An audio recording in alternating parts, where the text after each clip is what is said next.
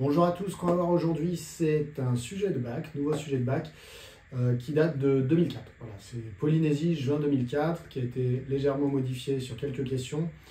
Ce qui est très intéressant dans ce sujet, alors déjà, il faut que vous arriviez sur ce sujet si vous êtes déjà bien au point sur les intégrales. Voilà, c'est un sujet qui a beaucoup de techniques, qui travaille beaucoup sur les inégalités, donc qui est extrêmement intéressant mathématiquement parlant, et ça peut vous développer des capacités supplémentaires, mais j'insiste, c'est déjà bien d'avoir compris ce qu'était une intégrale et comment on calcule une intégrale. Voilà. On y va. Alors, on considère la suite I définie par IN est égal à l'intégrale d'une fonction. Voilà. Première partie, partie A, on va s'intéresser à la convergence de la suite I. Première question, déterminer le sens de variation de la suite I. Alors déjà, pour commencer, il faut bien comprendre qu'ici, vous avez une suite d'intégrales. Alors, une intégrale, je vous rappelle, c'est lorsque vous regardez la courbe représentative d'une fonction sur un intervalle AB, eh bien, l'intégrale de A à B de f de t dt, eh bien, c'est l'aire du domaine situé entre la courbe représentative de f, l'axe des abscisses, la droite d'équation x égale a et la droite d'équation x égale b. Donc, c'est l'aire du domaine qui est ici. Voilà. Donc déjà, ça, c'est à bien comprendre. Et donc, ça veut dire quoi? Ça veut dire que ici, si je change la valeur de n, eh bien, la fonction f de t que je suis en train d'intégrer, eh bien, la courbe va changer. Donc voilà, peut-être que la nouvelle courbe va être comme ça, et ainsi de suite. Donc, ça veut dire que quand je change la valeur de n, eh bien, effectivement, je change la valeur de l'intégrale, puisque je suis en train de changer la courbe, et donc l'aire sous la courbe. Et donc, on étudie cette suite d'aires. On peut donc tout à fait s'intéresser au sens de variation de cette suite, c'est-à-dire que lorsque j'augmente la valeur de n, eh bien, est-ce que l'intégrale in augmente ou est-ce qu'elle diminue? Voilà. Donc pour ça, eh bien, on va étudier in comme une suite normale. Donc il y a deux méthodes pour déterminer le sens de variation de la suite. Je vais vous faire les deux. Ça prend du temps, mais voilà, choisissez celle que vous préférez parmi ces deux méthodes. Alors, ce que ces deux méthodes ont en commun, de toute façon, c'est de choisir un n appartenant à grand N, un n quelconque, et de regarder eh bien, si c'est in ou si c'est in plus 1 qui va avoir la plus grande valeur. La méthode 1, je vais démarrer avec la différence entre deux termes consécutifs de la suite i. C'est peut-être la méthode que vous avez vous-même choisie, donc on va faire ça. Alors ici, on va avoir in plus 1, donc c'est l'intégrale de 0 à 1 de exponentielle de moins t carré sur, et donc le n est remplacé par n plus 1. Donc ça donne 1 plus n plus 1 plus t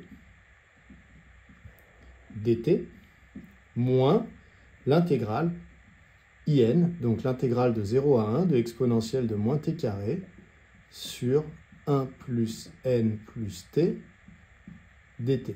Voilà. Là, j'ai recopié, j'ai remplacé n par n plus 1 quand j'écrivais in plus 1. Ensuite, vous avez une propriété de l'intégrale qui est la linéarité. C'est-à-dire que eh bien, si l'intégrale d'une fonction existe et que l'intégrale d'une autre fonction existe, eh bien, si vous faites la soustraction de ces deux intégrales, ça revenait en fait à faire l'intégrale de la soustraction. Et donc, ça nous donne, c'est l'intégrale de exponentielle de moins t carré sur, alors 1 plus 1, donc je peux dire que ça fait 2, donc 2 plus n plus t, moins exponentielle de moins t carré, et au dénominateur 1 plus n plus t. Voilà. Donc ça veut dire que la soustraction des deux intégrales est égale à l'intégrale de la soustraction. Et donc ça, c'est par linéarité de l'intégrale. Voilà, donc je peux justifier sur le côté en disant le nom de la propriété. Ensuite, quand j'en suis là, le but, c'est de savoir, quand on fait la méthode avec la différence, que vous connaissez sur les suites depuis la classe de première, c'est de savoir si la différence des deux termes est positive ou si elle est négative. Si elle est positive, c'est que in plus 1 était plus grand que ce qu'on lui retirait, et si la différence est négative, c'est que ce qu'on retirait était plus grand que ce qu'on avait. Donc on va savoir qui de in et de in plus 1 est plus grand. Donc ici, il faut savoir si eh bien, cette intégrale est une intégrale positive ou négative. Et donc pour savoir ça, eh bien, on va utiliser une technique. Cette technique, ça va être de savoir si la fonction qu'on est en train d'intégrer, donc qui est la différence ici des deux fonctions, donc ça forme une seule et même grande fonction, eh bien si cette fonction qu'on intègre est positive, eh bien ça voudra dire que l'intégrale sera positive, puisque je vous rappelle que si j'intègre une fonction qui est positive, ça veut dire que graphiquement, je suis en train de calculer l'aire sous une courbe qui est au-dessus de l'axe des abscisses, donc je dessine n'importe quoi, hein. Voilà, si la fonction est positive, la courbe est au-dessus de l'axe des abscisses, ça veut dire que l'intégrale, eh bien, ça représente la valeur de l'aire qui est ici, et donc c'est une valeur qui est positive. Si en revanche, la fonction que je suis en train d'intégrer est une fonction qui est négative, ça veut dire que la courbe est entièrement tracée sous l'axe des abscisses entre 0 et 1, eh bien ça veut dire que l'aire qui est ici sera comptée négativement si j'intègre entre 0 et 1, et donc ça voudra dire que l'intégrale est négative ici. Donc en fait, j'aimerais bien savoir si la fonction que j'ai ici, on est plutôt dans ce cas-là, ou si on est plutôt dans ce cas-là. Alors, on croise les doigts parce que éventuellement, la fonction qui est ici pourrait très bien être positive sur un intervalle, négative sur un autre. Et là, on ne serait pas bien, parce que imaginons qu'elle change de signe, cette fonction sur 0, 1, eh bien vous pouvez avoir une fonction qui va être comme celle-là, où la partie qui compte positivement pour l'intégrale, eh bien en fait, est bien inférieure à la partie qui compte négativement, auquel cas l'intégrale serait négative. Et on pourrait être dans le cas contraire, où, eh bien sur 0, 1, au contraire, la partie positive est très grande, et la partie négative est très petite.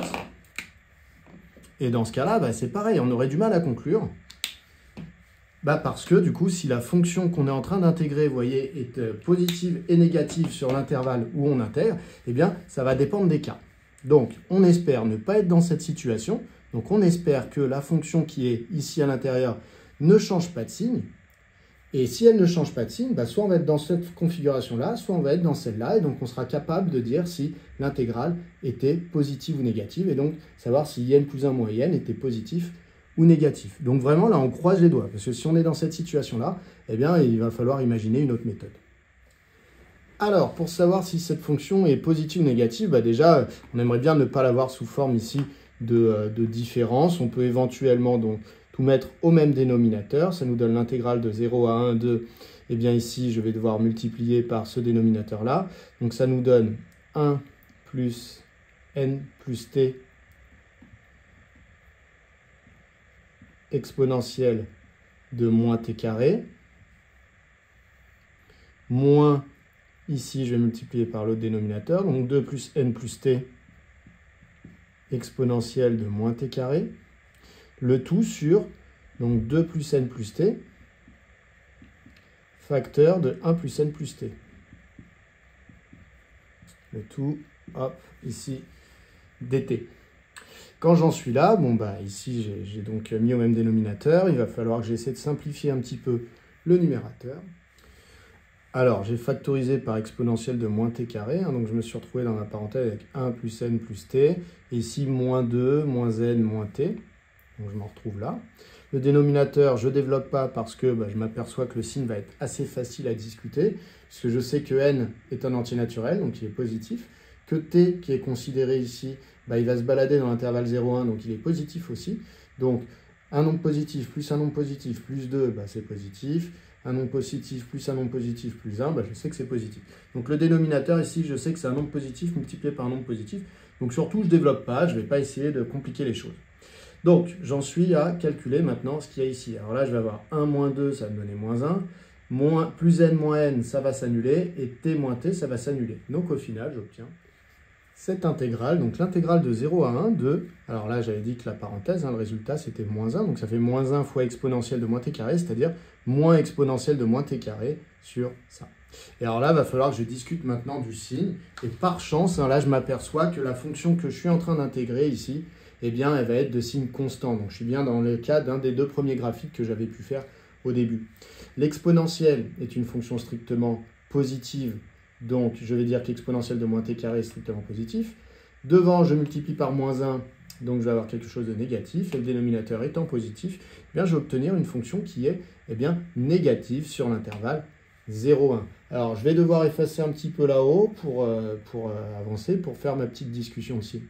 Je vais effacer la partie là, je vais essayer de laisser garder méthode 1 pour qu'on s'en sorte quand même, pour qu'on voit où on en est. Donc, je vais essayer de justifier relativement rapidement. Donc, je vais dire, or, pour tout n appartenant à grand N et pour tout t appartenant à 0,1, eh bien, 2 plus n plus t, c'est quelque chose de strictement positif.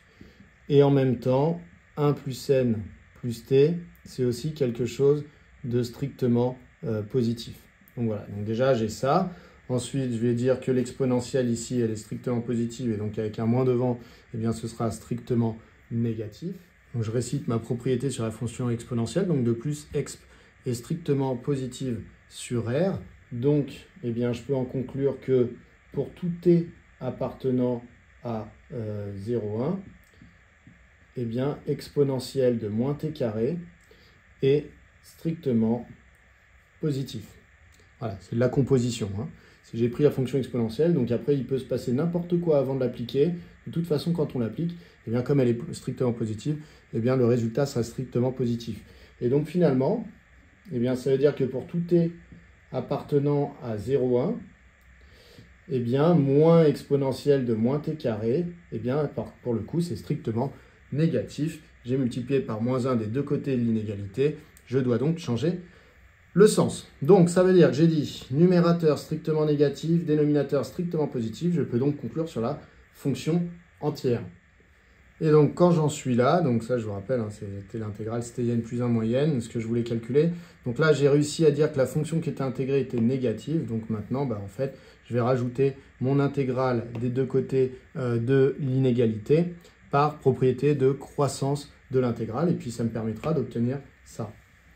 Donc, par croissance de l'intégrale, donc la propriété de croissance de l'intégrale, c'est la propriété qui dit que lorsque sur un intervalle, j'ai une fonction qui est inférieure à une autre fonction, eh bien l'intégrale de la première sera plus petite que l'intégrale de la deuxième. Donc ici, j'ai bien une fonction sur l'intervalle 0,1 qui est inférieure à la fonction nulle. Donc ça veut dire que l'intégrale de celle-là est inférieure à l'intégrale de celle-là. En fait, on est en train de dire simplement que la fonction qui est là est entièrement négative, donc sa courbe représentative est entièrement sous l'axe des abscisses, et donc ça veut dire que l'aire calculée par l'intégrale ici sera une aire algébrique négative. Voilà. Donc on écrit ça, on rajoute l'intégrale, donc ça veut dire que l'intégrale de 0 à 1 de moins exponentielle de moins t carré sur 2 plus n plus t facteur de 1 plus n plus t dt, eh bien, est inférieur à l'intégrale de 0 à 1 de 0 dt. Et donc, si vous intégrez la fonction nulle, la fonction nulle, c'est une fonction qui est entièrement collée à l'axe des abscisses, donc il n'y a pas d'aire entre cette fonction et l'axe des abscisses, donc ici, l'intégrale est égale à 0. Quand vous intégrez la fonction nulle, ça donne toujours 0. Donc, finalement, j'ai obtenu que ça, c'est plus petit que 0, mais ça, c'était in plus 1 moins in, donc in plus 1 moins in est strictement négatif. On vient donc de démontrer que la suite i était strictement décroissante, était donc décroissante. Voilà, donc je l'écris un tout petit peu en dessous, je décale mon tableau, donc voilà, i est décroissante. Donc ça, c'était la méthode 1. On va faire la méthode 2, la méthode dite plutôt par reconstruction. Donc vous allez voir que elle reprend exactement les mêmes arguments dans un ordre différent, mais à un moment, de toute façon, les arguments sont toujours un petit peu les mêmes. Allez, on y retourne. Alors, pour la méthode 2, bon, le principe reste toujours le même, c'est de comparer in plus 1, donc j'ai remplacé n par n plus 1, donc au final, avec le 1 qui est devant, ça faisait n plus 2, plus t, à in. C'est de savoir qui de ces deux intégrales est la plus grande. Et donc, une manière de montrer que celle-là va être plus petite que celle-là, eh bien, c'est d'essayer de montrer que la fonction que je suis en train d'intégrer ici avait sa courbe entièrement en dessous de la courbe représentative de celle-là. C'est-à-dire que si sur 0,1, eh bien, j'ai une première courbe qui est comme celle-là et une deuxième courbe qui est comme celle-là, eh bien, je peux dire que puisque la première qui est ici est entièrement en dessous de la deuxième, eh bien, l'intégrale de la première fonction va donner un résultat inférieur à l'intégrale de la deuxième fonction. Voilà, c'est encore une fois la propriété de croissance de l'intégrale. Donc si j'arrive à prouver que cette fonction elle est plus petite que celle-là, elle est inférieure à celle-là sur l'intervalle 0, 1, eh bien les intégrales seront rangées exactement dans le même ordre. Donc c'est pareil, je croise les doigts pour que ce soit vrai, c'est-à-dire qu'il y en ait une qui soit entièrement supérieure à l'autre sur tout l'intervalle et que ça ne s'inverse pas entre-temps. Bon, mais encore une fois, si l'exercice est bien fait, ça va se passer comme ça. Donc le but, ça va être de comparer la fonction qui a cette expression avec la fonction qui a cette expression. Voilà. Et donc, cette méthode dite de reconstruction, eh bien, le but, ça va être de reconstruire petit à petit ces expressions et de les comparer à chaque fois en essayant de savoir, quand on rajoute quelque chose, quand on divise par quelque chose, eh bien, comment s'ordonnent encore ces deux expressions. Alors, quand vous devez faire cette méthode, le but, c'est de se dire, si ces deux intégrales ne sont pas égales, bah, ça veut dire qu'il y a des choses qui étaient différentes à l'intérieur. Et donc, c'est de repérer la différence. Et effectivement, ici, la différence, bah, elle se situe là. C'est-à-dire que là, il y a un 2 et là, il y a un 1. Ça veut dire que ces deux intégrales, si elles ne donnent pas le même résultat, bah, c'est à cause du fait que là, il y a un 2 et que là, il y a un 1, puisque tout le reste est pareil. Donc, on va partir de la différence et tout le reste, bah, on va le reconstruire petit à petit, puisque en partant de la différence, on va pouvoir rajouter ln plus t, on va pouvoir diviser, on va pouvoir faire des choses comme ça. Donc, on va partir de cette fameuse différence. Donc ici, par exemple, j'ai 2 et j'ai 1. Donc je vais pouvoir partir en disant que 2, c'est quelque chose qui est strictement plus grand que 1. Donc finalement, pour tout n appartenant à grand N et pour tout t appartenant à 0, 1, eh bien en fait, ces nombres étant positifs, eh bien je peux dire que 2 plus n plus t est plus grand que 1 plus n plus t. Voilà. Alors, c'est même pas le fait que ce soit positif, hein, c'est ici vraiment, j'ai rajouté un nombre de chaque côté de l'inégalité, le même nombre, hein, n plus t, donc l'inégalité reste la même avec les règles sur les inégalités. Donc, du fait que 2 est plus grand que 1, je peux dire que 2, quand on lui rajoute n plus t, c'est plus grand que 1 quand on lui rajoute n plus t. Donc là, j'ai recréé les dénominateurs. Donc maintenant, il va s'agir de les envoyer au dénominateur. Donc, eh bien, pour tout n appartenant à grand N et pour tout t appartenant à 0, 1, ça veut dire que quand vous avez deux nombres qui sont rangés dans un certain ordre et que vous voulez comparer les inverses, bah déjà, il faut savoir si ces nombres sont positifs ou si ces nombres sont négatifs. Je vous rappelle que déjà, pour prendre les inverses, il ne faut pas qu'ils s'annulent. Alors ici, vous avez des nombres qui, de toute façon, eh bien, vous aviez 1 et vous avez rajouté ici deux nombres qui sont positifs. Donc, on peut tout à fait dire que 1 plus n plus t, puisque à 1, vous avez rajouté des nombres positifs, c'est un nombre qui est strictement positif parce qu'il est supérieur ou égal à 1. Donc, quand on en est là, on a donc deux nombres qui sont positifs et on veut comparer leurs inverses. Donc, on peut tout à fait comparer leurs inverses parce qu'on applique la fonction inverse. Et on a droit de l'appliquer à partir du moment où on sait que eh bien, les deux nombres sont soit strictement positifs, soit strictement négatifs. Donc, 1 plus n plus t. Quand on applique la fonction inverse sur deux nombres strictement négatifs, eh bien l'ordre change parce que la fonction inverse est une fonction qui est strictement décroissante sur R plus étoile. Voilà, donc vous devez le dire et vous devez également bien préciser ici cela pour qu'on se dise bien, ah bah c'est bon, la personne a compris que quand on applique la fonction inverse, il faut savoir si les deux nombres étaient strictement négatifs ou strictement positifs. Une fois qu'on en est là, pour finir de reconstruire nos fonctions, eh bien il faut multiplier les deux côtés de l'inégalité par exponentielle de moins t carré. Donc, je multiplie des deux côtés par exponentielle de moins t carré. J'obtiens donc ici, eh bien, ça fois exponentielle de moins t carré. Donc, je multiplie le numérateur. Ça fait exponentielle de moins t carré sur 2 plus n plus t, exponentielle de moins t carré sur 1 plus n plus t. Qu'est-ce que je dois faire au niveau du sens? Eh bien, le sens doit rester le même, puisque quand je multiplie par un nombre, ce qui fait que je change le sens, ou pas, c'est le signe du nombre par lequel j'ai multiplié. Donc si j'ai multiplié par un nombre positif, je conserve le sens. Si j'ai multiplié par un nombre négatif, je dois changer le sens. Ici, exponentielle de moins t carré, eh bien c'est un nombre qui est strictement positif. Pourquoi? Parce que la fonction exponentielle étant strictement positive, eh bien quand vous la composez avec la fonction qui a t associe moins t au carré, eh bien ça reste strictement positif. Donc pareil, il faut justifier ça. Alors vous pouvez le dire de la manière suivante, car pour tout t appartenant à 0,1, eh bien, exponentielle de moins t carré est strictement positif par positivité de la fonction exponentielle. Par exemple, par positivité sur R de exp. On peut même dire par stricte positivité sur R de la fonction exponentielle. Et donc, quand on en est là, eh bien, en fait, il ne reste plus qu'à rajouter les intégrales pour obtenir in plus 1 ici et in là. Alors, quand on rajoute des intégrales dans une inégalité, eh bien, on peut les rajouter et conserver l'inégalité, enfin le sens de l'inégalité, par propriété de croissance de l'intégrale. Donc, c'est ce qu'on va faire. On va dire par croissance de l'intégrale, et puis on va rajouter nos petites intégrales.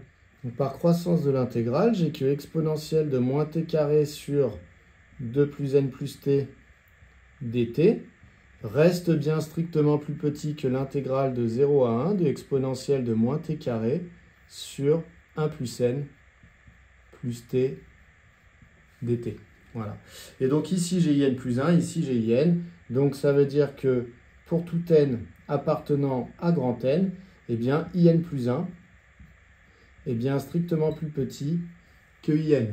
Et donc ça veut dire que la suite i est strictement décroissante. Voilà. On peut enfin passer à la question 2. Alors, pour la question 2, eh bien, dans la question 2, on nous dit montrer que i est une suite qui est positive. Alors, à nouveau, j'observe le terme général de la suite i. C'est l'intégrale de cette fonction. Alors, si j'arrive à prouver que la fonction que je suis en train d'intégrer est positive, eh bien, je pourrais en déduire que l'intégrale est positive. Donc c'est toujours la même idée, hein. Je refais une fois de plus le petit schéma. Sur 0,1, si jamais je m'aperçois que la courbe est entièrement au-dessus de l'axe des abscisses, eh bien je saurai que l'aire sous cette courbe, quand j'intègre de 0 à 1, eh bien ça me donnera une intégrale qui est positive. L'aire sera comptée positivement. Donc en fait, l'idée c'est de se dire, eh bien est-ce que la courbe représentative de cette fonction est bien entièrement au-dessus de l'axe des abscisses, c'est-à-dire est-ce que cette fonction est bien positive. Donc on va devoir discuter de la positivité de cette fonction.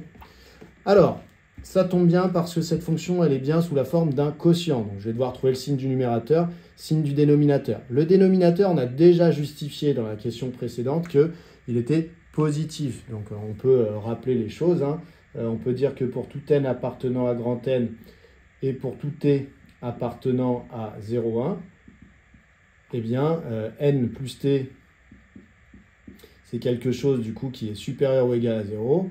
Donc finalement 1 plus n plus t, c'est supérieur ou égal à 1. Et donc ça veut dire que 1 plus n plus t, c'est quelque chose de strictement positif. Donc ça c'est réglé. Ensuite, l'exponentielle de moins t carré, c'est pareil. On a déjà justifié que c'était quelque chose de positif. Alors quand dans un contrôle, vous avez déjà justifié certaines choses, ce n'est pas la peine de les redémontrer systématiquement. Donc là, directement, je peux dire que pour tout t appartenant à 0,1, eh bien, exponentielle de moins t carré, c'est quelque chose de strictement positif. J'ai déjà justifié dans les deux méthodes que j'ai fait avant que c'était parce que la fonction exponentielle était elle-même strictement positive. Donc, de ces deux arguments, je sais que pour tout n appartenant à grand N, et pour tout t appartenant à 0,1, eh bien, on a exponentielle de moins t carré sur 1 plus n plus t, qui est quelque chose de strictement positif.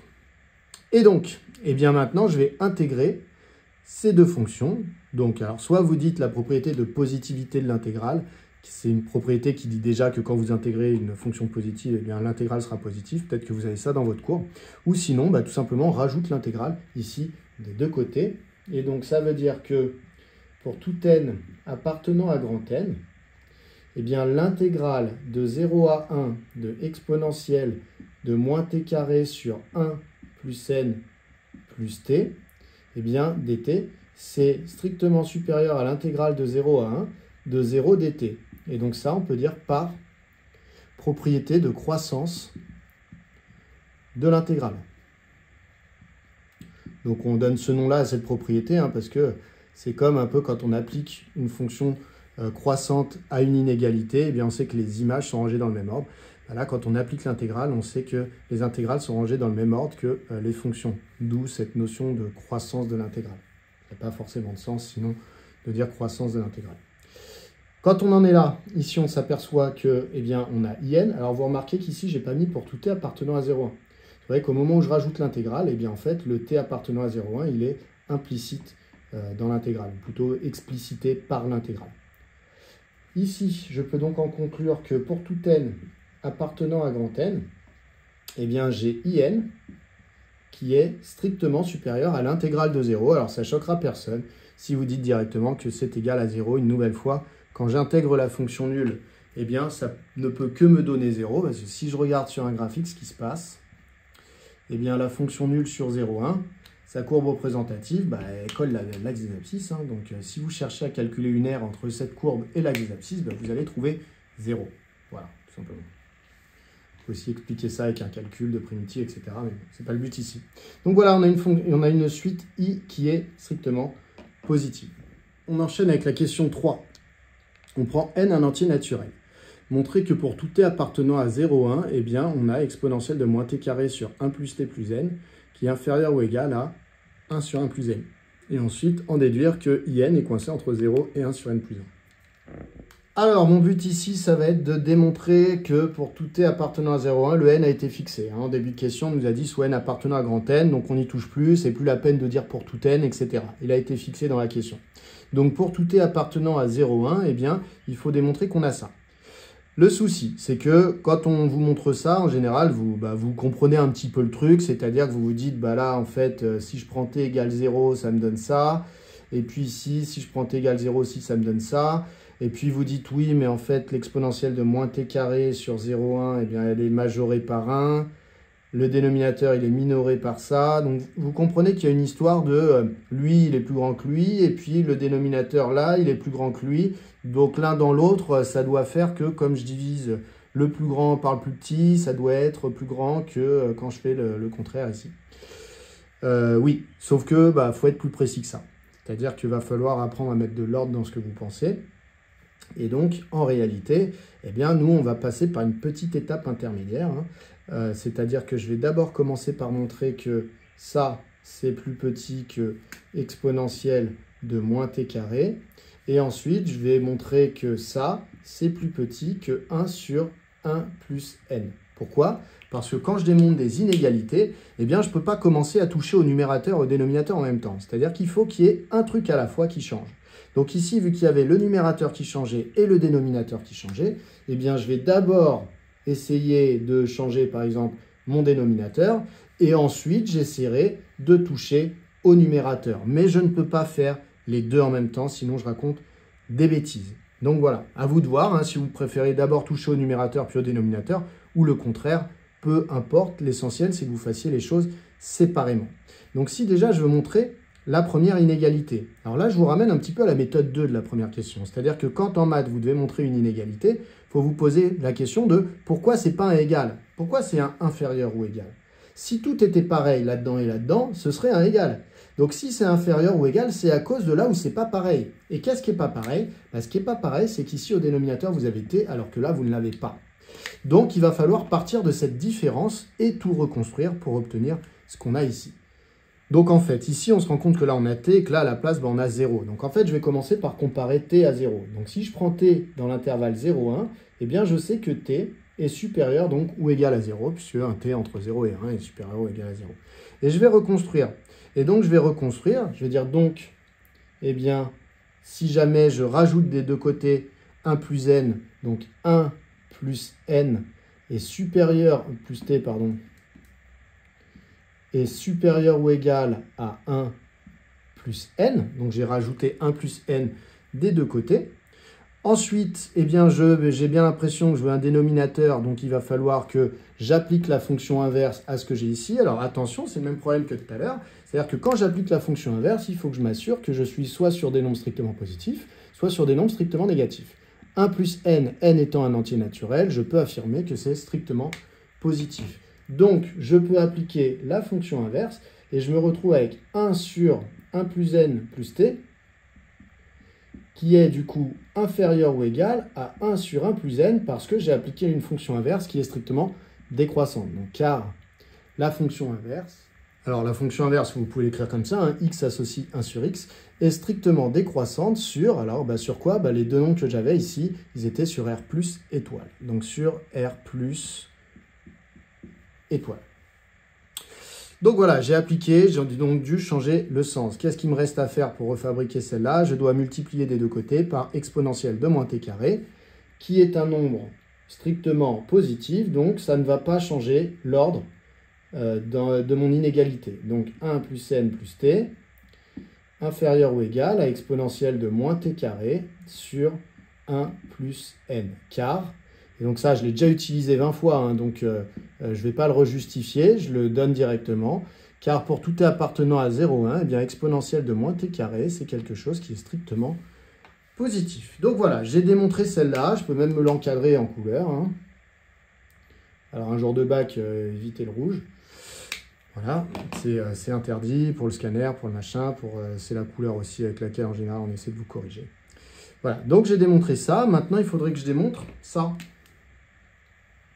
C'est-à-dire que exponentielle de moins t carré sur 1 plus n est bien plus petit que 1 sur 1 plus n. Et donc si j'arrive à démontrer ça, vous voyez, après en regroupant mes deux inégalités, j'aurais montré ce qu'il fallait. Donc je vous rappelle, il y avait des choses qui changeaient au numérateur et au dénominateur, on ne pouvait pas faire les deux à la fois. On a d'abord réglé le numérateur, maintenant on va régler entre ces deux-là le dénominateur. D'abord le dénominateur, maintenant on va régler le numérateur, et puis on aura terminé. Une nouvelle fois, comment partir pour démontrer cette inégalité? S'il n'y a pas égalité, c'est à cause de ce qui est différent dans l'un et dans l'autre. Et ce qui est différent dans l'un et dans l'autre, c'est le numérateur. Donc je vais d'abord partir du numérateur. Je vais chercher à savoir pourquoi exponentielle de moins t carré, c'est plus grand ou plus petit que 1. Voilà. Donc je commence à chercher ça. Alors, pour se poser cette question, faut être un petit peu à l'aise aussi sur les exponentielles. Hein. C'est quand est-ce que le résultat d'une exponentielle est plus petit que 1? L'exponentielle, hein, si vous connaissez bien la courbe représentative, c'est une fonction qui est strictement croissante, comme ça, et qui en 0 vaut 1. Donc ça veut dire que quand est-ce que le résultat d'une exponentielle est plus petit que 1? Si ce que vous aviez mis dans l'exponentielle était négatif. Voilà. Alors ici, je vois que dans l'exponentielle, j'ai moins t carré. Donc a priori, ici, t appartient à l'intervalle 0,1, comme on le dit depuis le début. T carré sera bien positif. Donc moins t carré sera négatif. Donc j'aurai l'exponentielle d'un nombre négatif. Et donc effectivement, je vais pouvoir dire que c'est plus petit que 1. Donc pour tout t appartenant à 0,1, eh bien t au carré, c'est un nombre qui est supérieur ou égal à 0. Hein. Donc c'est un carré, donc c'est positif, qui peut être égal à 0 parce que t pouvait tout à fait être égal à 0. Et donc ça veut dire que moins t au carré, c'est un nombre qui va être négatif, puisque j'ai multiplié par un nombre négatif, par moins 1. Voilà. Si t carré est positif, moins t carré est négatif. Donc maintenant, j'applique la fonction exponentielle. La fonction exponentielle est strictement croissante, donc quand je l'applique, je conserve l'ordre. Donc ici, je vais le préciser, car exponentielle est strictement croissante sur R. Donc, voilà. Attention à ne pas confondre avec positive, etc. Là, on n'utilise pas du tout la positivité de la fonction exponentielle, on utilise la croissance, c'est-à-dire que quand on l'applique, on conserve l'ordre.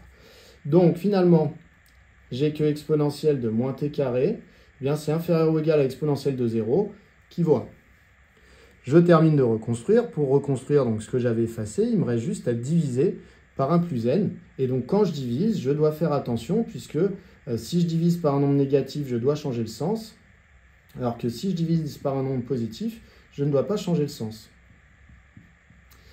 Et là, je me rends compte que je divise par 1 plus n. Et 1 plus n, comme n est un entier naturel, eh bien 1 plus n, c'est strictement positif. Donc, je ne change pas le sens. Donc, car n plus 1, ou 1 plus n, est strictement positif. Donc là, j'ai démontré mon autre petit bout d'inégalité. Et donc maintenant, je vais rassembler les deux pour démontrer ce qu'on m'avait demandé dans cette question. Donc, eh bien, pour tout t appartenant à 0,1, eh bien, j'ai exponentielle de moins t carré sur 1 plus n plus t qui est inférieur ou égal à 1 sur 1 plus n. Alors moi, j'ai pas la place, mais c'est encore mieux si vous faites une étape où vous mettez ça. Vous mettez celui-là, là, celui du milieu. Exponentielle de moins t carré sur 1 plus n, inférieur ou égal à 1 sur 1 plus n. Et à la ligne d'après, vous réécrivez comme dans l'énoncé, donc sans la partie du milieu, c'est-à-dire en disant directement plus petit que 1 sur 1 plus n. Bon, après, si vous écrivez comme ça, bien entendu, ça fonctionne aussi. On a bien compris que vous avez compris ce qui se passait. Voilà, alors la question n'était pas tout à fait terminée, du coup, hein, puisque je vous rappelle qu'il y avait aussi marqué et en déduire que du coup, l'intégrale in est comprise entre 0 et 1 sur n plus 1. Donc, j'ai démontré ça, il faut que j'en déduise ce qu'on vient de me demander, donc j'efface un petit peu pour refaire un petit peu de place. Voilà, donc j'en reviens toujours à la même propriété, hein. Ça fait déjà au moins 5 fois qu'on l'utilise, mais vous voyez, elle est extrêmement importante. Dans le cours, elle n'est pas... voilà, on a l'impression qu'elle n'est pas très intéressante, mais en fait, elle nous sert énormément. C'est qu'une fois que je sais que j'ai deux fonctions qui sont ordonnées sur un intervalle, eh bien, je sais que les intégrales sont ordonnées de la même manière, et c'est la propriété de croissance de l'intégrale. Donc, par croissance de l'intégrale, eh bien, je vais pouvoir rajouter mon intégrale des deux côtés de mon inégalité. Et donc, j'obtiens que l'intégrale de 0 à 1 de exponentielle de moins t carré sur 1 plus n plus t dt, eh bien, c'est inférieur ou égal à l'intégrale de 0 à 1 de 1 sur 1 plus n dt. Voilà. Alors, de ce côté-là, j'ai in. Donc ça, je suis content. Hein. Et de l'autre côté, bah, j'ai cette intégrale-là qui fait, visiblement, il faut que je calcule, puisque on m'avait demandé de montrer que in était compris entre 0 et 1 sur n plus 1. Donc en fait, ça, j'aimerais bien savoir pourquoi ça vaut 1 sur n plus 1. Et donc je me rends compte qu'en fait, je suis en train d'intégrer une constante. Donc finalement, je peux très bien sortir la constante de l'intégrale par linéarité. Donc ça fait 1 sur 1 plus n. Et dans ce cas-là, ça revient à intégrer de 0 à 1, 1. D'accord, puisque en fait, c'est une mise en facteur ici. Et donc, ça veut dire quoi? Ça veut dire que je dois intégrer 1 entre 0 et 1. Alors, soit vous savez que ça fait 1 directement, soit vous cherchez une primitive. Vous avez donc in est inférieur ou égal à 1 sur 1 plus n. Et je choisis une primitive de 1, ça va être t. Donc, t que je vais prendre entre 0 et 1. Et donc, ça nous donne la chose suivante. Ça nous donne que in est inférieur ou égal à 1 sur 1 plus n, facteur 2, 1 moins 0, puisque je prends la primitive entre 1 et 0. Et 1 moins 0, ça fait 1. Donc finalement, in est inférieur ou égal à 1 sur 1 plus n. Je peux effacer le reste. Hop. Et donc, j'ai quasiment terminé. Moi, on m'avait demandé de montrer que c'était entre 0 et ça. Je vous rappelle que dans la question A2, on a démontré que la suite était positive. Donc, j'ai déjà démontré qu'IN était positif. Donc, on va dire donc, d'après A2, hop, eh bien, on a que pour tout n appartenant à grand N, eh bien, IN est compris entre 0 et 1 sur 1 plus n. Voilà pour cette question 3.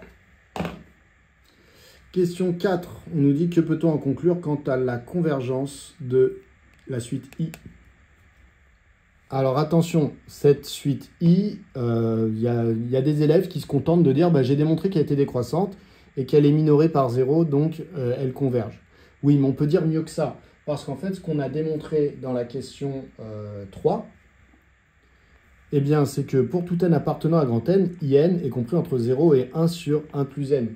Donc en réalité ici, eh bien, on a le théorème des gendarmes qui va s'appliquer. Et l'avantage du théorème des gendarmes par rapport au théorème que vous citiez en disant tout de suite décroissante et minorée converge, c'est quand vous dites tout de suite décroissante et minorée converge, vous ne savez pas vers quoi.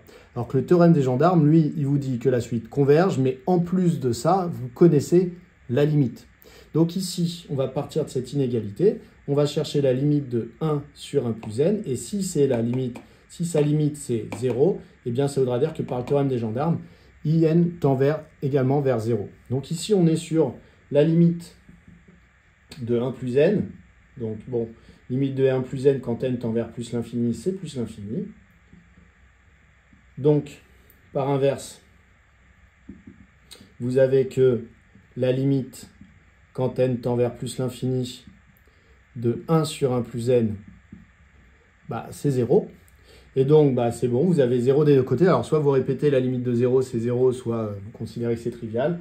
Et donc, on va dire par le théorème des gendarmes, ou d'après le théorème des gendarmes, le théorème des gendarmes, eh bien, on va avoir que la limite de in est égale également à 0 quand n tend vers plus l'infini. Voilà pour cette partie A. On passe à la partie B.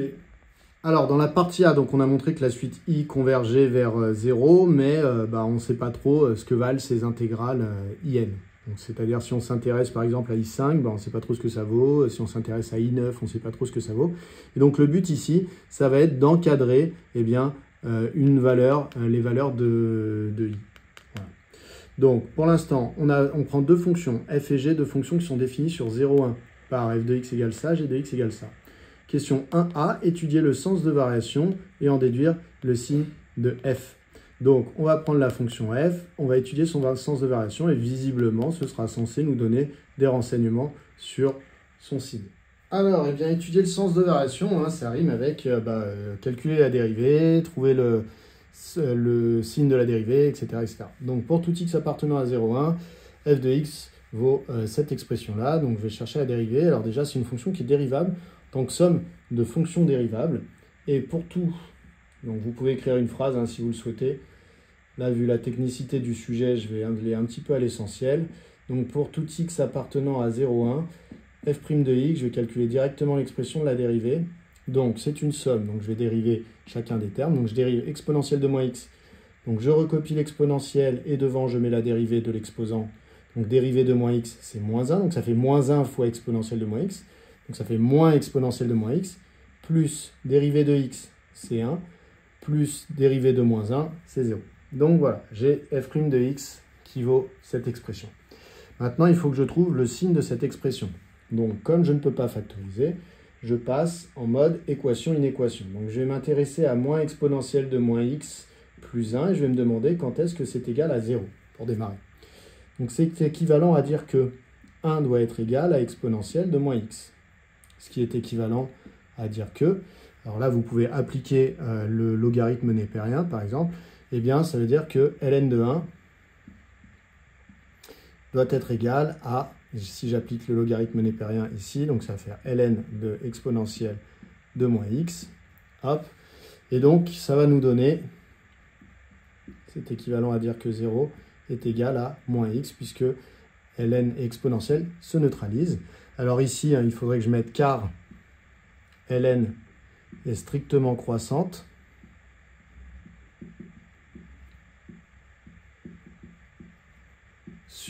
donc c'est sur R plus étoile, le logarithme népérien. Voilà. Et donc ça, c'est équivalent à dire que 0 est égal à x, puisque si moins x vaut 0, c'est que x valait 0. Ensuite, je vais chercher à savoir quand est-ce que tout cela est strictement positif. C'est équivalent à dire que 1 est strictement plus grand que exponentielle de moins x. À nouveau, je vais passer par le logarithme népérien. Donc ça veut dire que ln de 1 est strictement plus grand que ln de exponentielle de moins x. Alors pareil, je conserve l'ordre parce que le logarithme népérien est strictement croissant sur R plus étoile. Alors je n'ai pas besoin de le répéter si je l'ai déjà dit quelque part. C'est donc équivalent à dire que 0 est plus grand que moins x. Et donc c'est équivalent à dire que si je multiplie par moins 1 des deux côtés, x est plus grand, puisque je dois changer le sens quand je multiplie par moins 1, que 0. Donc voilà, donc j'ai trouvé quand est-ce que la dérivée était strictement positive, quand est-ce que la dérivée vaut 0. Je peux donc en déduire le signe sur l'intervalle 0,1 de la dérivée. Donc je peux faire ça. Alors, certains d'entre vous aiment bien faire un tableau de variation, donc je vais faire le tableau de variation. Donc j'ai x, j'ai le signe de la dérivée f' de x, qui est en fait le signe que je viens d'étudier ici. On est sur 0,1. Et en dessous, je vais enchaîner avec le tableau de variation de la fonction f. Voilà. Alors, pour ce qui est du signe, on a dit la dérivée vaut 0 quand x vaut 0. Très bien. Et on a dit la dérivée est strictement positive quand x est strictement positif. Donc, ça veut dire que sur 0,1, x il est strictement positif. Donc, c'est que la dérivée est positive. On a donc une fonction strictement croissante sur 0,1. Donc, ça, c'est fait.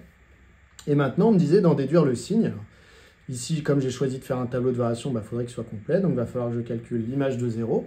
Donc, sur le côté ici, je vais me faire un petit calcul d'image de 0. Donc, f de 0 est égal à, je reprends l'expression de f, donc ça fait exponentielle de moins 0 plus 0 moins 1.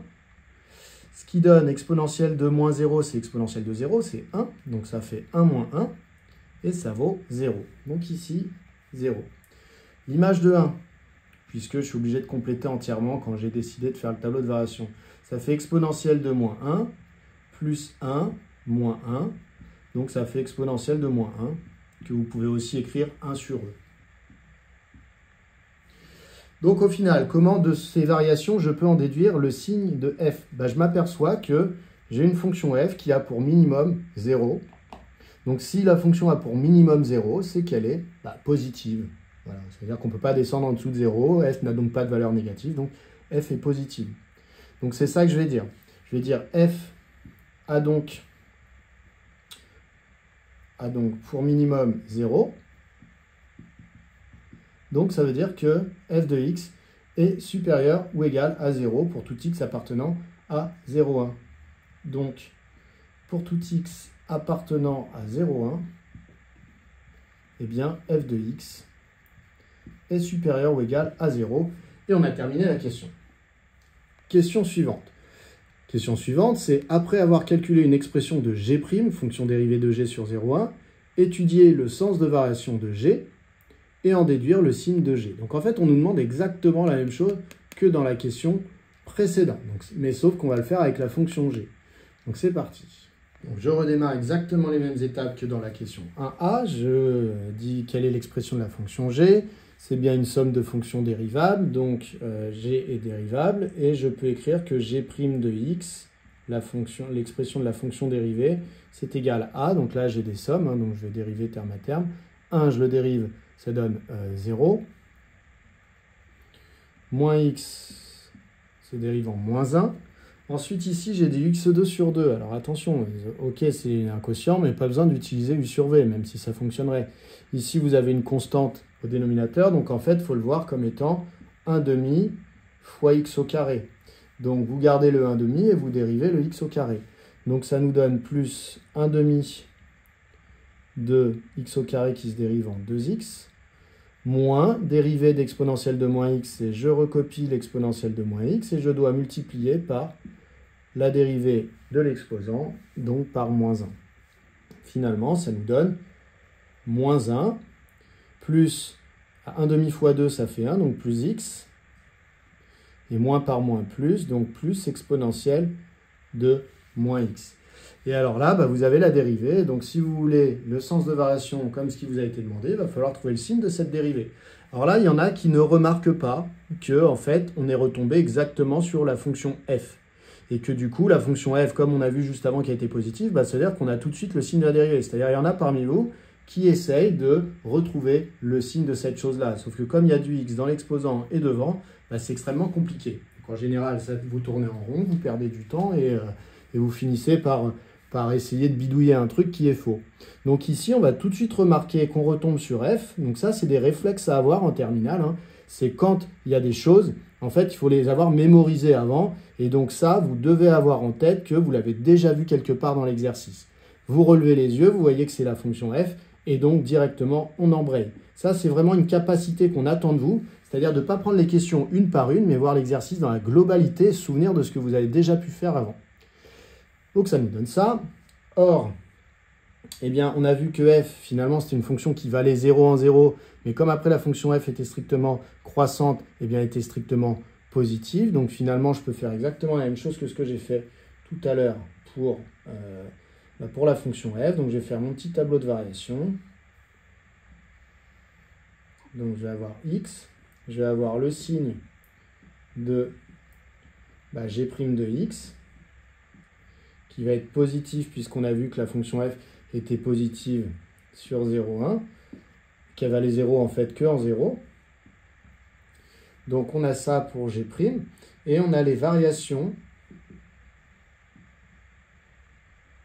de g, qui du coup, g va être une fonction strictement croissante. Alors pareil, on nous demandait dans la question d'en déduire le signe de g, on va essayer de chercher les images ici pour voir si les images sont sympathiques avec nous. Donc je vais calculer la première image, l'image de 0. Donc g de 0, c'est égal à, donc j'applique ce qu'il y a là-haut, 1 moins 0, plus 0 carré sur 2, moins exponentielle de moins 0, ce qui donne donc 0, 0, donc là j'ai 1, moins exponentielle de 0, ça vaut 1 aussi, donc 1 moins 1, 0. Qu'est-ce que j'ai ici? Je vais calculer g de 1. Alors je sais déjà que la fonction g, du coup, est positive, je pourrais déjà répondre à la question, mais quand vous décidez de faire un tableau de variation, normalement, il faut qu'il soit complet, donc je vais quand même le faire ici. Donc g de 1 est égal à 1 moins, je remplace par 1, donc moins 1, plus 1 au carré sur 2, moins exponentielle de moins 1. Et donc ça nous donne quoi? 1 moins 1, ça s'annule. Donc ici, j'ai plus 1 demi, donc 1 demi moins exponentielle de moins 1. Donc 1 demi moins exponentielle de moins 1, que je peux écrire ici, 1 demi moins exponentielle de moins 1. Voilà, voilà. Donc, j'ai que la fonction g a pour minimum 0, et donc ça veut dire que la fonction g est plutôt positive. Donc, g a pour minimum 0, et donc, pour tout x appartenant à l'intervalle 0, 1, eh bien, je sais que g de x va être supérieur ou égal à 0. Voilà pour cette question 1b. On peut passer à la 1c. Question 1c, établir que pour tout x appartenant à 0, 1, eh bien, on a l'encadrement, comme quoi exponentielle de moins x serait entre 1 moins x et 1 moins x plus x2 sur 2. Alors, le but, c'est de démontrer cette double inégalité ici. Voilà. Alors, encore une fois, petit réflexe d'étudiant qui va passer son baccalauréat de mathématiques. Quand vous êtes dans une question 1C et qu'il n'y a pas de question 1D, on va se dire que la question 1C elle a peut-être un rapport avec les questions précédentes. Donc ça doit vous aiguiller un petit peu. Et qu'est-ce qu'on vous avait présenté dans la question précédente? Vous étiez arrivé à deux résultats. Le fait que f de x était supérieur ou égal à 0 et le fait que g de x était supérieur ou égal à 0. Et donc ça doit vous aiguiller sur le fait que là-dedans, il y a quand même pas mal de choses qui ressemblent à f de x et à g de x. C'est-à-dire que je m'aperçois que si jamais je prends ça et que je le transpose de ce côté-là, je vais avoir exponentielle de moins x, moins 1 plus x. Et ça, je me rends compte que c'est f de x. Et si je prends tout ça, je dis pas de bêtises, si je prends ça et que je le transpose là, je m'aperçois qu'ici, je vais avoir g de x. Donc en fait, je vais me resservir de ce que j'ai fait juste au-dessus. Donc je vais démarrer en disant pour tout x appartenant à 0, 1, eh bien f de x est supérieur ou égal à 0. Donc, ça veut dire que si je remplace f de x par son expression, c'est-à-dire exponentielle de moins x plus x moins 1, c'est supérieur ou égal à 0. Et donc ici, là, je reconnais quand même ça, sauf que je me dis que je vais devoir transposer le x et le moins 1. Je peux donc en déduire que exponentielle de moins x est supérieur ou égal à 1, puisque je transpose le 1, et je transpose le x, donc moins x. Donc j'ai démontré cette partie de l'inégalité. Je vais m'intéresser au fait que g de x est positif. Donc pour tout x appartenant à 0, 1, eh bien, je sais que g de x est positif. Donc si je remplace g de x par son expression, j'ai que 1 moins x plus x2 sur 2 moins exponentielle de moins x, eh bien c'est supérieur ou égal à 0. J'ai juste réécrit le fait que g de x était positif. Et donc là, je me rends compte que si je transpose exponentielle de moins x, je vais trouver cette partie-là. Donc je vais le faire de suite. Donc, eh bien, j'ai 1 moins x plus x2 sur 2 qui est supérieur ou égal à exponentielle de moins x. Voilà, donc si je réunis ces deux inégalités, j'ai exponentielle de moins x qui d'une part est supérieure à 1 moins x et qui d'une autre part est inférieure à 1 moins x plus x2 sur 2. Donc finalement, pour tout x appartenant à 0,1, eh bien j'ai que 1 moins x est plus petit que exponentielle de moins x, qui est lui-même plus petit que 1 moins x plus x2 sur 2. Donc voilà, la clé était dans les fonctions f et g. Pensez bien à regarder les questions que vous avez au-dessus et à voir s'il n'y a pas des ressemblances entre les expressions que vous avez devant vous et ce que vous avez déjà pu rencontrer dans l'exercice. Ça nous amène à la question 2a. Déduire de la question B1, donc la question B1, c'est toute cette question-là, que pour tout t appartenant à 0,1, eh bien on a cette double inégalité ici. Voilà, donc je vais la recopier sur le tableau et puis on va la commenter ensemble. Alors voilà, alors ça c'était la conclusion de la question 1C. Je l'ai marqué là parce qu'on va en avoir besoin, mais ce qu'on veut démontrer, c'est ça. C'est que pour tout appartenant à 0,1, eh bien, et pour tout n appartenant aux antinaturels, il y en a ça qui est plus petit que ça, qui est plus petit que ça. Alors encore une fois, quand vous voulez me démontrer une inégalité, posez-vous la question à savoir pourquoi c'est pas des égales. Ben, c'est pas des égales parce qu'il y a des choses qui différencient les trois membres. A priori, ce n'est pas le dénominateur. Le dénominateur, c'est le même partout. Donc, le fait que ce ne soit pas des égales, ça provient des numérateurs. Donc, on se dit que si on arrive à prouver que les numérateurs sont dans cet ordre-là, après, on pourra diviser par le dénominateur tout le monde, et on saura que ça reste dans le même ordre si jamais j'ai divisé par un nombre qui est positif, ce qui est le cas ici. Donc, en fait, la question, c'est au niveau des numérateurs ici, de ça et de ça. Comment est-ce que je pourrais montrer qu'ils sont rangés dans cet ordre ? Et là, je me rappelle de ce que j'ai montré juste avant. J'ai montré avant que 1 moins x était plus petit qu'exponentielle de moins x, qui était plus petit que 1 moins x plus x2 sur 2. Mais attention, ça, c'est pas gratuit, hein, c'est sur l'intervalle 0,1. C'est si le x appartient à 0,1. Si le x n'appartient pas à 0,1, bah, peut-être que c'est vrai, mais peut-être que c'est pas vrai. J'en sais rien. En tout cas, j'ai montré que c'était vrai pour les x appartenant à 0,1. Et là, je me dis, bah, ça ressemble pas mal. Sauf qu'à la place des x, bah, j'ai des t carrés. Alors, attention. Commencez pas à vous dire que vous allez mettre ça, cette inégalité au carré. Ça, c'est vraiment n'importe quoi. Si vous partez là-dedans, vous allez voir, déjà, quand vous allez mettre un carré sur 1 moins x, ça ne va pas du tout donner 1 moins x au carré, parce qu'il y a des identités remarquables qui existent. Hein, donc 1 moins x le tout au carré, ça fait 1 au carré, moins 2x, plus x carré, bref. Donc l'idée, c'est vraiment d'aller faire de la substitution, d'aller composer ici, et d'aller mettre, en fait, à la place du x, le t carré. C'est-à-dire qu'en fait, là, on a dit que cette inégalité était vraie pour n'importe quel nombre entre 0 et 1. Donc, si j'arrive à prouver que t carré, c'est un nombre entre 0 et 1, bah, ça veut dire que c'est un nombre que je peux tout à fait mettre ici. Donc, la question, c'est est-ce que t carré est bien un nombre entre 0 et 1? Alors, bah, ça dépend de qui était t à la base. T à la base, c'est un nombre entre 0 et 1. Donc, je vais commencer par ça. Je vais commencer par dire que pour tout t appartenant à 0 et 1, eh bien, finalement, t au carré appartient, lui aussi, à 0,1. Alors, si vous voulez qu'on le redémontre ensemble, hein, soit vous prenez ça comme un résultat évident, soit vous repartez de la base, c'est-à-dire vous partez en disant t est entre 0 et 1. Et donc, si j'applique la fonction carré, t carré est compris entre 0 carré et 1 au carré. Pourquoi est-ce que j'ai conservé l'ordre? Parce que la fonction carré est strictement croissante sur R+. Attention, elle n'est pas sur R-, mais elle l'est sur R+, et là tout le monde est dans R+. Et donc, ça veut dire que t carré, il appartient à 0,1.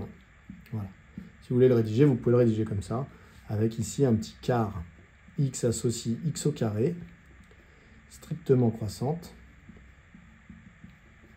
sur R+. Voilà. Donc, j'ai t carré qui est bien entre 0 et 1 quand t était entre 0 et 1. Donc c'est bon en fait, ça veut dire que t carré, c'est un nombre entre 0 et 1, tout comme x l'était. Et donc ça veut dire que tout comme x pouvait être mis ici, eh bien t carré va pouvoir être mis ici. Donc d'après la question B1C avec x qui va être égal à t carré, eh bien je peux dire que 1 moins t carré donc pour tout t appartenant à 0, 1, eh bien 1 moins t carré est inférieur ou égal à exponentielle de moins t carré, qui est inférieur ou égal à 1 moins t carré, plus t carré au carré sur 2. Voilà. Donc comprenez bien ça. Ça, c'est important de le dire, que t carré appartient bien à 0,1 et que du coup, on peut lui appliquer ce qui s'appliquait au nombre qui était entre 0 et 1. Voilà. Donc là, on a quasiment fini. Hein, donc ça nous donne, donc, pour tout t appartenant à 0,1, ça je réécris à chaque fois, mais vous pourriez l'écrire juste ici au début, eh bien j'ai donc 1 moins t carré, qui est inférieur ou égal à exponentielle de moins t carré, qui est inférieur ou égal à 1 moins t carré, plus, alors t carré au carré, ça fait t carré fois t carré, donc t4, sur 2. Voilà, et donc maintenant, pour reconstruire l'inégalité qu'il y a dans l'énoncé, eh bien, il faut que je divise partout par 1 plus t plus n. Donc on y va. Pour ça, je dois justifier que 1 plus t plus n est positif. Donc, or, pour tout t appartenant à 0,1, on l'a déjà justifié plusieurs fois, hein. Donc on va assez rapidement. Et pour tout n appartenant à grand N, 1 plus t plus n est strictement positif. On l'a déjà démontré au moins 3 fois. Hein. Donc, eh bien, j'ai que pour tout t appartenant à 0,1, pour tout n appartenant à grand N, eh bien, je peux diviser tout le monde par 1 plus t plus n. Donc ça nous donne 1 moins t carré sur 1 plus t plus n, qui du coup est plus petit que, je conserve l'ordre, puisque j'ai divisé par un nombre strictement positif. Donc exponentielle de moins t carré sur 1 plus t plus n, qui est inférieur ou égal à 1 moins t carré plus t4 sur 2, divisé par 1 plus t plus n. Voilà. Et donc, on a fini cette question 2A. Passons à la question 2B. À partir de la question précédente, ce qu'on vient de faire, justifier l'encadrement suivant pour tout t appartenant à 0,1 et tout n appartenant à grand N. Donc de ça, il faut que j'arrive à en déduire celui-là. Bon, je vais commencer pareil, hein, comme tout à l'heure, à le recopier sur mon tableau. Je vais essayer de les comparer un petit peu pour voir comment je pourrais m'en sortir. Ok, donc dans cette question, alors là on ne voit plus trop sur mon tableau, donc moi je veux démontrer ça. Et on m'a dit, d'après la question d'avant, donc j'ai laissé le résultat de la question d'avant qui était ça. Donc quel est le lien? Il faut se poser la question, quel est le lien entre ça et ça? Alors déjà, ce qu'on peut observer, c'est que on a la même chose ici que là. Bon, donc ça veut dire qu'en fait, visiblement, il va falloir retoucher aux extrémités là, de l'inégalité, mais pas à ce qui est au milieu. Bon, ok, très bien. Ensuite, qu'est-ce qui différencie ça de ça? Toujours pareil, repérer les différences, c'est vraiment une méthode qu'il faut bien maîtriser. Ce qui différencie ça de ça, c'est pas le numérateur. Le numérateur, c'est exactement le même, c'est 1 moins t carré. Et au dénominateur, j'ai quand même le n qui est là. Par contre, ici, j'ai 1 plus t, alors que là, j'ai 2. Donc, ce qui différencie ces deux-là, c'est le 1 plus t qui est là, avec le 2 qui est ici. Bon, ok, on est content, on a repéré des trucs différents. Qu'est-ce qui différencie ça de ça? Eh bien, encore une fois, ici, on a du 1 plus t, alors que ici, on a simplement du 1. Donc, c'est-à-dire qu'en fait, là, on a le t que là, on n'avait pas. Voilà. Donc, si on repère ça, eh bien, une nouvelle fois, on peut utiliser la technique de reconstruction pour savoir ce truc-là qui est au milieu. On savait qu'il était, par exemple, plus grand que ça. Si j'arrive à prouver que ça, c'est lui-même plus grand que ça, ça voudra dire que lui est plus grand que lui, qui est plus grand que lui. Donc, ça voudra bien dire que lui était plus grand que lui. Si j'arrive à prouver que lui, il est plus petit que lui, ça voudra dire que lui, il est plus petit que lui, qui est plus petit que lui. Donc, ça veut dire que lui, il est plus petit que lui. Et ce sera fini. Donc, pour démontrer le premier, déjà, je vais essayer de montrer que ça, du coup, c'est plus grand que ça. J'observe que tout est pareil, sauf à cet endroit-là, où là, j'ai du 1 plus t, là, j'ai du 2. Donc, je vais partir de cette différence, puisque c'est cette différence qui doit faire que ce n'est pas exactement le même résultat, puisque tout le reste est pareil. Alors, je démarre tranquillement pour tout t appartenant à 0,1. Donc, je pars de là où c'est pas pareil. Donc là, j'ai 1 plus t. Là, j'ai 2. En fait, le fait que t soit entre 0 et 1, ça fait que 1 plus t, ça sera toujours plus petit que 2. Donc, je peux partir de ça. 1 plus t, c'est toujours plus petit que 2, éventuellement égal si jamais t valait 1. Voilà. Ok, donc maintenant, je reconstruis. Je vais rajouter n des deux côtés.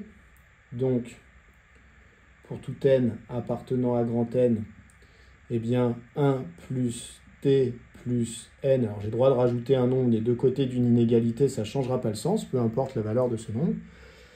Donc voilà. Ensuite, je vais vouloir mettre tout ça, passer tout ça à l'inverse pour me retrouver avec des dénominateurs. Alors attention, quand je passe à l'inverse, il faut que je me demande est-ce que mes nombres étaient tous les deux strictement positifs ou tous les deux strictement négatifs. Et là, la réponse est oui. Ici, tout ça, c'est bien strictement positif, puisque t appartient à 0,1, c'est positif. N est un antinaturel, donc c'est positif. J'ai additionné deux nombres positifs, à qui en plus je rajoute 1, donc il ne peut même plus être égal à 0, donc c'est strictement positif. Donc finalement, hop, eh bien, je peux appliquer la fonction inverse.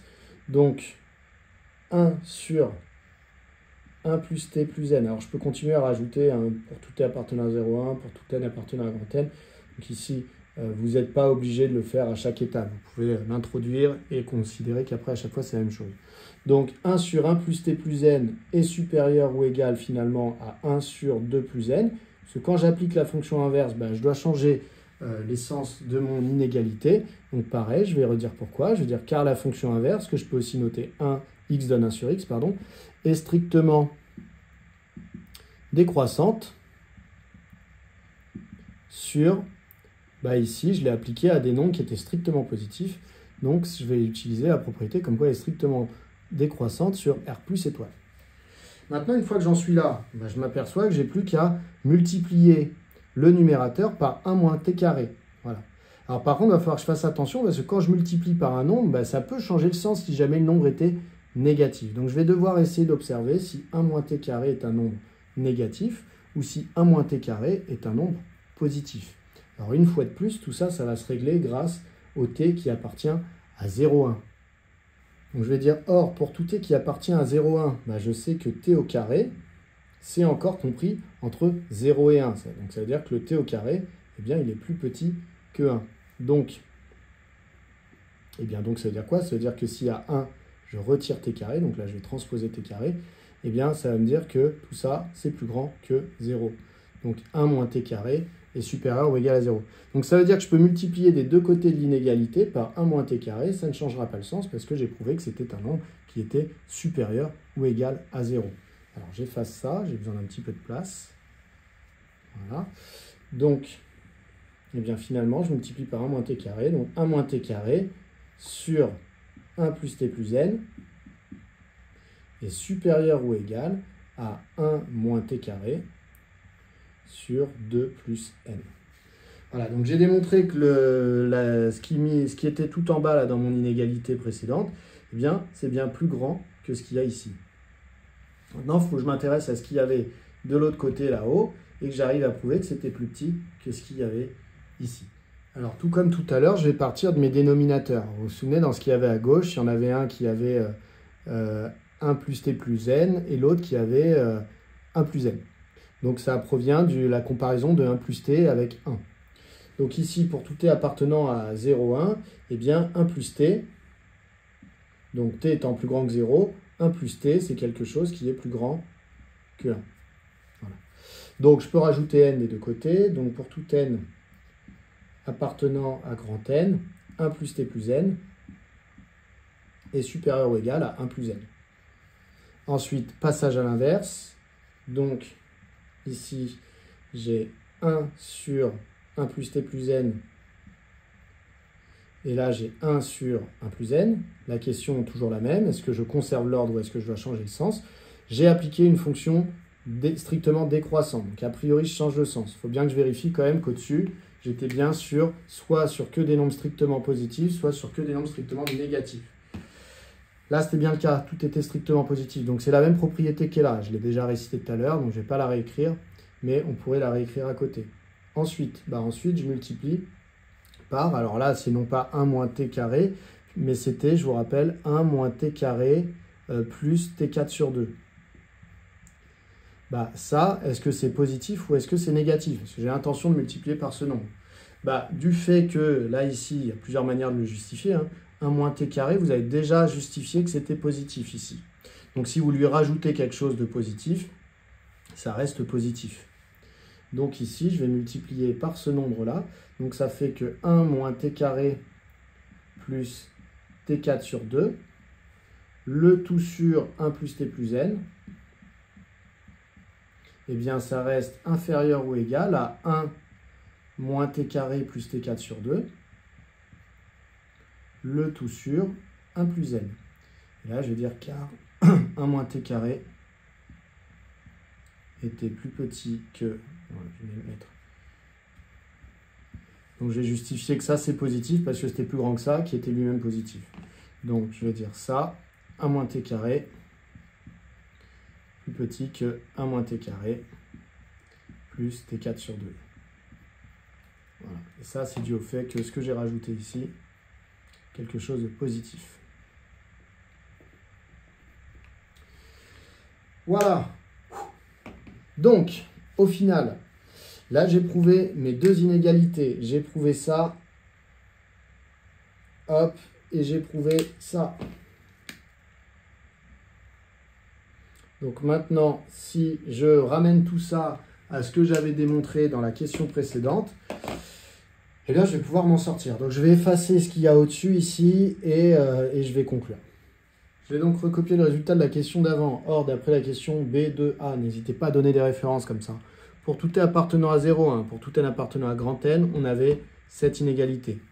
La rouge me dit que ça, c'est-à-dire ça, c'est plus grand que 1 moins t carré sur 2 plus n. La verte me dit que ça, c'est plus petit que ça. Donc en fait, je vais prendre ça, je vais venir le mettre devant, je vais prendre ça, je vais venir le mettre derrière, et au final, j'aurais prouvé que ça, c'est compris entre ce qu'il y aura là et là.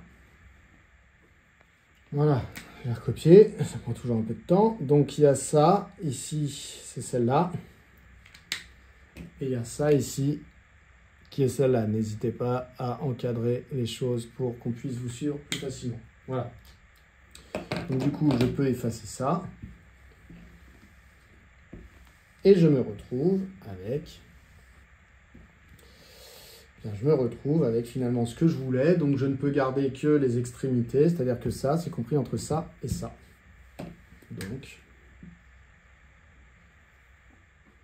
Bien, on peut en conclure ce qu'on nous avait demandé dans l'énoncé pour cette question 2B de la partie B. On arrive du coup à la dernière question de cette partie B. Établir l'encadrement pour tout n appartenant à grand N, qui est ici. Voilà. Donc dans le sujet de base dans lequel je suis allé modifier un petit peu, il y avait moins de questions ici. Là, je vous ai détaillé des petites choses en plus pour vous mettre des étapes. Le sujet de base, il n'y a pas d'étape, donc vous voyez un petit peu la difficulté qu'il peut y avoir de temps en temps. Ici, donc établir l'encadrement qui est là. Alors encore une fois, on observe ce qu'on avait à l'étape juste avant, ce qu'on a maintenant, et on essaie de comprendre la différence entre les deux.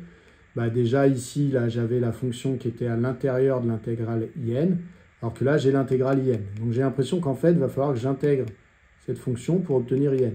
Donc je me dis qu'en fait, je vais peut-être repartir de ça, et que je vais intégrer les trois membres de l'inégalité, en espérant pour que l'intégrale de ce qu'il y a là, ça fasse ça, que l'intégrale de ce qu'il y a là, ça fasse ça. Donc voilà, donc je vais effacer, donc puisqu'on est dans la B2C, et je vais commencer par recopier ça ici au départ, et je vais tout intégrer. J'ai donc réécrit l'inégalité qu'on avait montrée en B2B, et je vais intégrer, puisque je peux intégrer sur 0,1, puisque cette inégalité est vraie pour tout t appartenant à 0,1. Ce que j'applique, c'est une fois de plus la propriété de croissance de l'intégrale. Hop, l'intégrale. Et donc, je peux appliquer, je peux calculer l'intégrale de celle-là. Elle sera plus petite que l'intégrale de celle-là, qui sera plus petite que l'intégrale de celle-là. Voilà qui est fait. Alors, du coup, ici, je vais avoir l'intégrale IN. Et là, je vais avoir deux petites intégrales que je vais pouvoir calculer, ou j'espère pouvoir calculer en tout cas. Quand je fais ça, ici je m'aperçois qu'en fait j'ai à chaque fois là par exemple 1 moins t carré qui est multiplié par 1 sur 2 plus n. 1 sur 2 plus n, ici c'est une constante, du coup je vais pouvoir sortir ça de l'intégrale, donc ça va me donner 1 sur 2 plus n fois l'intégrale de 0 à 1 de 1 moins t carré dt. Voilà, je prépare le terrain pour calculer mon intégrale. Ici, inférieur ou égal à ça, c'est in. Et ici, inférieur ou égal à, pareil, ici, divisé par 1 plus n, ça revient à multiplier par 1 sur 1 plus n. Et comme dedans, il n'y a pas la variable, eh bien, je peux sortir 1 sur 1 plus n de l'intégrale. Donc, c'est par linéarité de l'intégrale. Donc, je vais intégrer ensuite de 0 à 1 ce qui contient la variable. Donc, 1 moins t carré plus t4 sur 2. Alors attention, il y en a qui commencent à sortir les 1, etc. Faites pas n'importe quoi. Vous pouvez sortir que ce qui multipliait, que quand vous aviez un produit. Donc si vous avez un produit et que dans les deux facteurs, il y a un facteur qui ne contient pas la variable par rapport à laquelle vous êtes en train d'intégrer, vous pouvez sortir ce facteur. Donc ce que j'ai fait ici. Donc maintenant, il va falloir que je calcule ces intégrales. Donc ça veut dire que 1 sur 2 plus n, ici je vais devoir calculer une primitive de 1 moins t carré. Donc ça, maintenant, il faut les connaître. Primitive de 1, je vais prendre t. Primitive de t carré, je vais prendre t cube sur 3. Effectivement, vous vérifiez qu'en redérivant ça, vous retombez là-dessus. Si je le dérive, ça donne 1. T cube sur 3, si je le dérive, ça va donner 3t sur 3. Donc, pardon, 3t carré sur 3, donc ça fera bien t carré. C'est inférieur ou égal à in. C'est inférieur ou égal à 1 sur 1 plus n. Ensuite, ici, j'ai une intégrale, il faut que je calcule la primitive de ce qu'il y a là. Donc, je vais avoir t moins t3 sur 3, primitive de t2, plus, ici, j'ai 1 demi de t4, donc ça fait 1 demi fois la primitive de t4. Primitive de t4 que je vais choisir, je dis la primitive, mais c'est une primitive, donc c'est t5 sur 5. Donc, au final, ça fait t5 sur 10. Ensuite, je vais devoir remplacer ici, donc ça fait 1 sur 2 plus n, facteur 2. Je remplace d'abord dans la primitive par 1, donc ça va me faire 1 moins 1 au cube sur 3. Moins, je remplace par 0, donc 0 moins 0 au cube sur 3. Plus petit que in, plus petit que 1 sur 1 plus n. Et là, du coup, je vais me retrouver avec pareil. Dans la primitive, je vais remplacer par 1. Donc 1 moins 1 au cube sur 3. Plus, alors ça, j'avais dit que ça faisait t5 sur 10. Donc ça fera 1 puissance 5 sur 10. Ensuite, je retire quand je remplace par 0. Donc ça fait 0 moins 0 au cube sur 3. Plus, là, j'avais dit t5 sur 10. Donc 0 puissance 5 sur 10. Voilà. Donc, ici, je me retrouve avec du 1 sur 2 plus n. Et là, je me retrouve avec quoi? Là, j'ai 1 moins 1 tiers. Ça vaut 0. Donc, 1 moins 1 tiers, ça fait 2 tiers. Donc, fois 2 tiers. Plus petit que in. Plus petit que 1 sur 1 plus n. Et là, je me retrouve avec 1 moins 1 tiers. Donc, du coup, ça va faire 2 tiers. 2 tiers plus 1 dixième. Donc 2 tiers plus 1 dixième, c'est ça qui va me faire certainement le 23 trentième. Donc c'est 2 tiers plus 1 dixième. Il faut que je mette au même dénominateur. Donc le dénominateur, ça va être 30. Donc lui, il faut que je fasse x 10. Donc ça fait 20 sur 30 plus 3 sur 30. Donc effectivement, ça fait 23 trentièmes. Donc tout ça, ça fait 23 trentièmes. Ça vaut 0. Donc finalement, c'est x 23 trentièmes.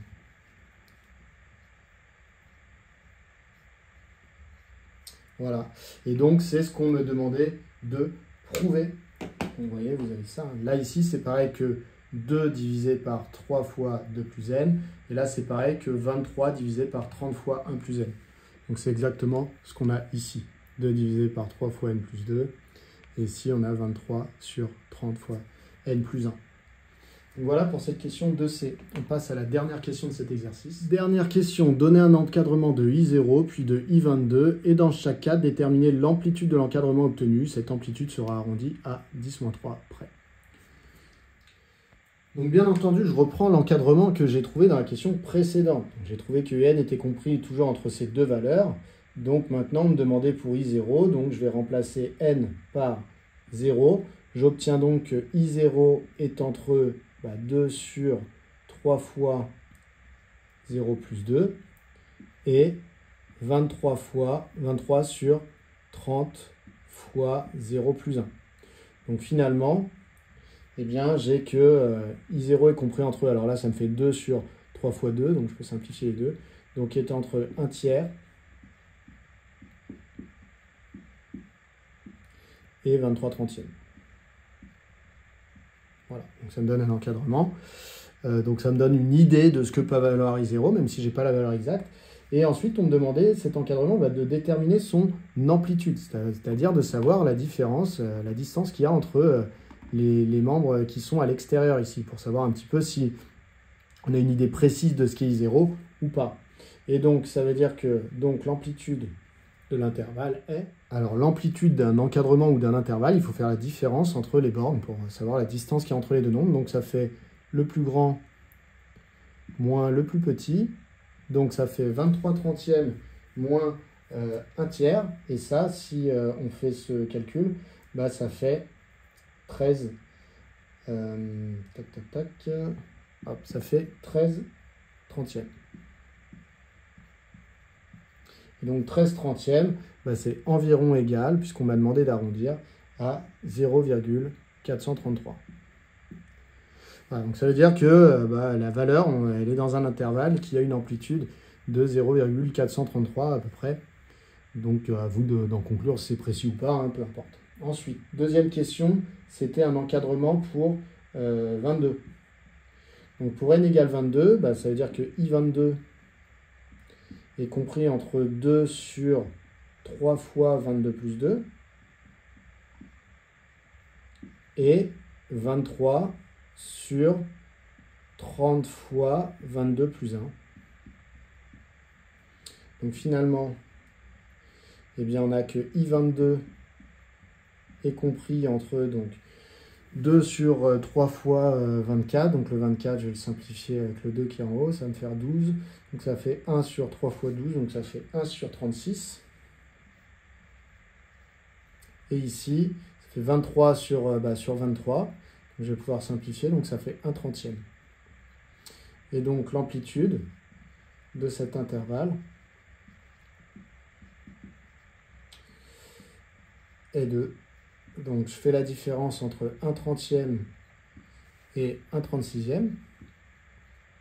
Et je trouve que ça fait environ 0,006. Donc vous voyez, plus n est grand, plus ici j'ai tendance à avoir des bornes qui vont se rapprocher. Et donc plus je vais être précis en fait dans l'encadrement que je vais trouver. Donc ça c'est assez intéressant. Vous voyez que j'ai quand même bien réduit l'encadrement. Donc j'ai des valeurs approchées des I22 qui est beaucoup plus précise que l'encadrement qu'on me donnait pour I0. Voilà qui vient conclure cet exercice. Dernier exercice de ce contrôle, juste pour savoir si vous savez calculer une valeur moyenne et si vous savez faire une petite intégration par partie, puisqu'il n'y en avait pas dans l'exercice d'avant. Donc on prend une fonction f qui est définie par f de x est égal à x exponentielle de x. On nous demande de déterminer la valeur moyenne de f sur l'intervalle 0,5. Alors, la valeur moyenne de f, comment se calcule-t-elle sur l'intervalle 0,5 ? La valeur moyenne de f, qu'on note souvent Vm de f, c'est 1 sur... Alors, si vous voulez connaître la valeur moyenne d'une fonction sur un intervalle AB,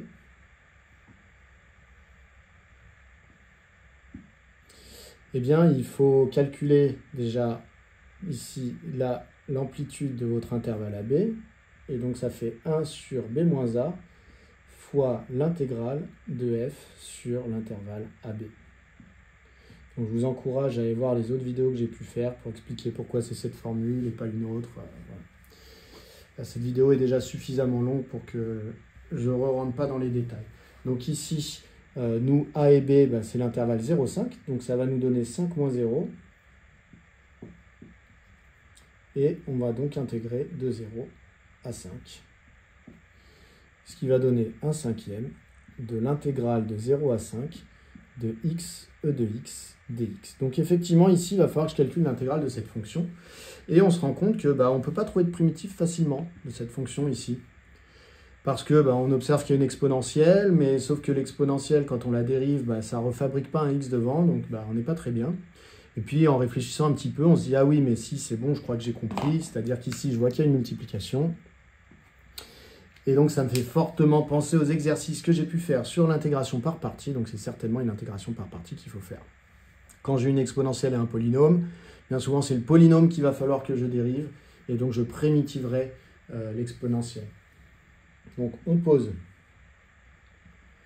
pour tout x appartenant à 0,5. Pas besoin d'aller voir plus loin, mais vous pouvez faire ça plus loin. Donc, il y en a un qu'on doit dire il y en a un qu'on doit identifier comme étant U' dans le produit, et l'autre comme étant V. Alors, celui qui s'appelle V, dans l'étape d'après, on va le dériver. Donc, c'est X qu'on va appeler V, comme ça, dans l'étape d'après, V', voilà. Et U', du coup, c'est l'autre, E de X, et donc, dans l'étape d'après, par contre, il va falloir le primitiver. Mais une primitive de E de X, c'est E de X. Voilà, donc ensuite, on va bien préciser qu'on fait une intégration par partie. Donc par intégration par partie. Et on va appliquer notre petite formule. Donc on a que la valeur moyenne de f, en fait, c'est égal à 1/5 de... Et donc il va falloir que je fasse ma formule. Donc je mets des grandes parenthèses. C'est parti. La formule, c'est entre crochets, je vais mettre UV. Donc x fois e de x, que je vais venir prendre entre 0 et 5, moins l'intégrale entre 0 et 5 de uv', donc exponentielle de x fois 1 dx. Voilà, donc maintenant il faut que je calcule ça. Alors, ça me donne 1/5 de, ici c'est ma primitive, il faut que je remplace par 5, 5 e de 5, moins, je remplace par 0, 0 e de 0. Moins, maintenant cette intégrale-là, c'est l'intégrale de e de x, que je sais calculer, puisque je sais trouver une primitive de e de x, c'est e de x, que je vais venir prendre entre 0 et 5. Donc finalement, ça me donne 1/5 de 5 e de 5, 0, ça vaut 0, moins, je remplace là-dedans par 5, donc e de 5, moins, je remplace par 0, e de 0. Ça donne donc 1/5 de 5 e de 5 moins e de 5, moins, donc plus e de 0 qui vaut 1. Donc ça me donne ça. Et donc ça me donne, je tire un petit peu le tableau pour pouvoir écrire, ça me donne 1/5 de 5 e de 5 moins e de 5, ça fait plus que 4 e de 5. Donc 4 e de 5 plus 1. Voilà qui vient finir ce contrôle. Voilà, on a terminé avec ce sujet. Donc, comme je vous avais dit, il y a beaucoup de calculs, beaucoup de travaux sur les inégalités. Et voilà, c'est un sujet très intéressant, mais qui en général va vous poser quelques problèmes au départ. Maintenant, si vous arrivez à le comprendre et que vous vous y mettez à fond, normalement derrière, vous ressortez avec des compétences bien améliorées. À bientôt!